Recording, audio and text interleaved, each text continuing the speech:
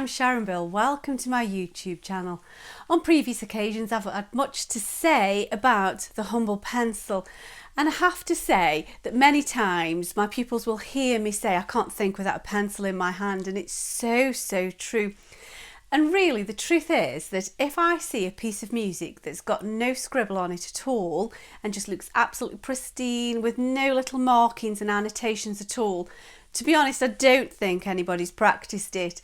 And it's the same when it comes to theory homework. If I see theory homework with just the basic little answers and ticks and bits of notation written where needed, without any workings out and sort of thinking and scribbling around the edges, to be honest, I do think that looks like it's been copied. I don't think somebody's put their full attention to it and worked it out for themselves. I'm not saying that's absolutely true. I'm sure that's not always the case, but it does raise alarm bells in my mind.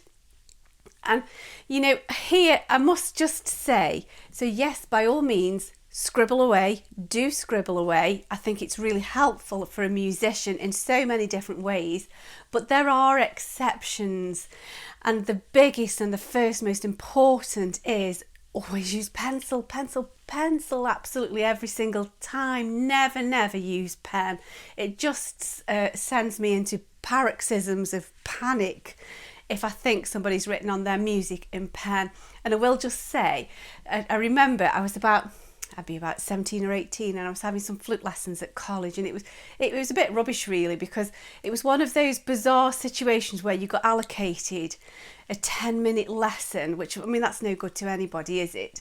And then I think the tutor in question had one of these new like electronic diary devices, a great big thick brick of a thing, and he spent so long trying to rearrange the next lesson time that, to be honest, out of 10 minutes there wasn't much lesson time left.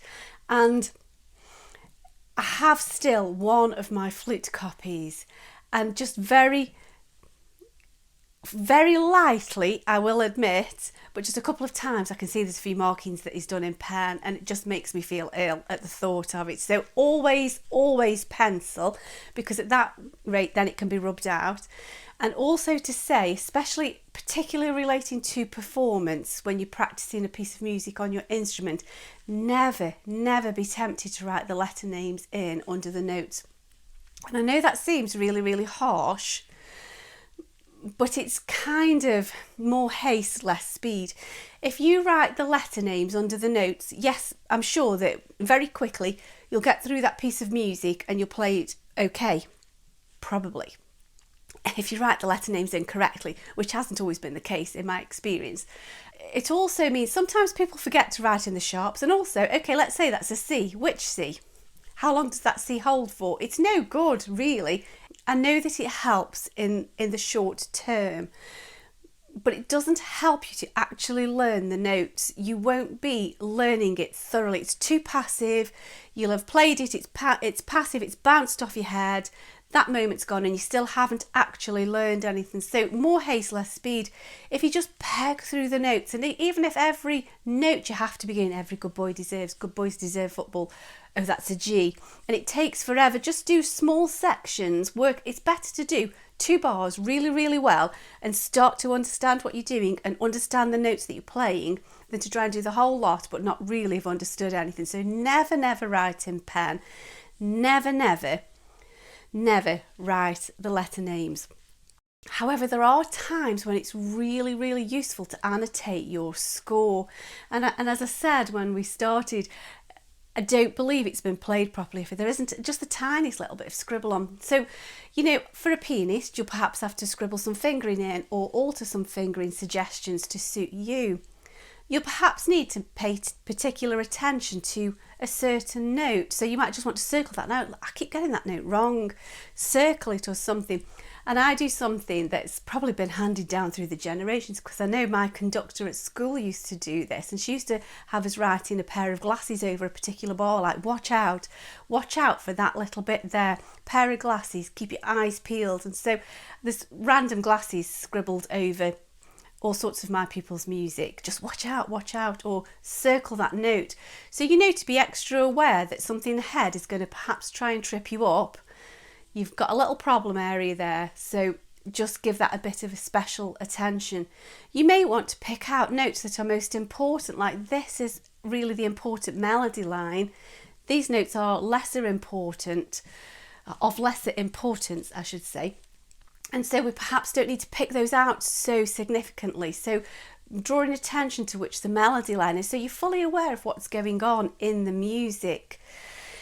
Sometimes, if you feel like there's a lot of information that would be helpful to you, you don't want too much scribble on your score. You don't want your score so annotated and underlined and circled that you just can't see the notes. You can't see the wood for the trees because there's just far too much scribble on, in which case it might be a good idea to just photocopy the music just for kind of learning purposes, just for rehearsal purposes.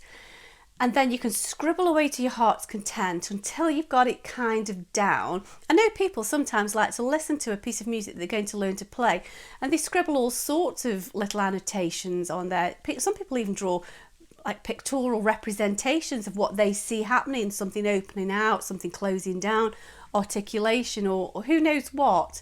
If you're going to be doing that sort of extensive scribbling, maybe photocopy the music, get that out of your system, do what you need to do, and then you can get back to your normal copy and just thin down the scribble a little bit so that you're just picking out the main points. You know, you don't want a really messy scrawl to be playing from. Sometimes what I suggest to my pupils is perhaps, let's say there's bars upon bars of lots and lots of arpeggio figures or lots of chord shapes going on. And it's a good idea to be absolutely thoroughly aware of what's going on. And so why don't you do a little bit of a harmonic analysis? So photocopy it so that you're not overdoing it on your actual performance score. And then kind of do a bit of a harmonic analysis. Well, that's a D major arpeggio there, and that's an A major arpeggio there, and that's a G major. And so you're fully aware, and so you're really engaged with the music. I really do heartily recommend that you do judicious scribble on your music for rehearsal purposes, and also for performance, for a point where we have certain prompts just to help us a little bit. And the same is true with your music theory. I do suggest you have a piece of scrap paper, or if there's plenty of room on the page that you're working on, to kind of diagram out what you're working out and to sort of follow through your thought processes, because very often these questions are multifaceted and there are lots of things to think about, and you need to just kind of pace through things, and there's no way that it's helpful to keep all of the information in your head whilst you're trying to sort out the answer to X, Y, Z. Step it out, keep it out of your kind of brain, keep it held, that thought held on paper, and then you're not worrying about juggling too many thoughts. You're not going to forget things, you're going to miss steps if you're not careful, and you're not going to get the wrong answer just because you've got too much going on in your head. And that's a big thing with music theory. Even though it's the online music theory exam now, I still suggest that you have some scrap paper and a pencil to hand, and you can waft that in front of the proctoring software that's videoing the exam, and show that, you know, this is a plain piece of paper and I'm just going to be thinking some things out. So long as it's clean at the start of the exam, whatever you write on it after that is entirely up to you. And I would get the circle of fifths down straight away, get all your major minor keys down straight away, and that saves so much time when it comes to exam time. Because imagine if every time you come to a question that's going to ask you about a key, and that's going to be so many times, whether it's scales, key structures, intervals, it happens so many times. Imagine every single time you had to, oh, now this is related to this key, that's got this key signature, oh yeah, that's that.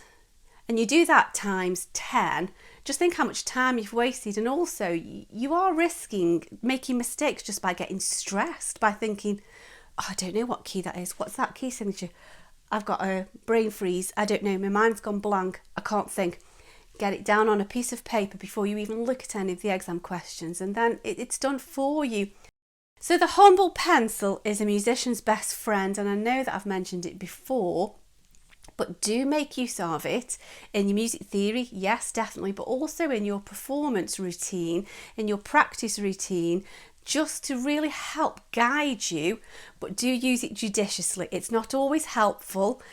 Be careful how you use it, but it's a great tool to have. Thanks for listening. Bye.